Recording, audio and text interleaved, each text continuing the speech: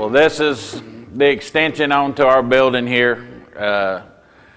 My boss found this steel company. We bought it, he purchased it, we put it all together ourselves, and we pour these steel panels in here with refractory. We built these piers here so that we can set them the way you see right there.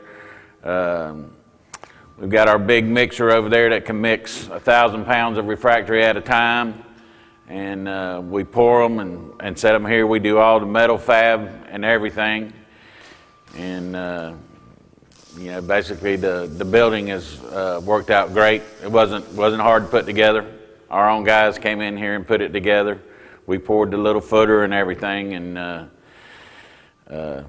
it's been great. And it's exactly what we needed, because when we have several of these panels, they go all the way to the end of the building. So this keeps everything inside, because it can't get wet during the pouring process and the curing process. So everything's worked out great.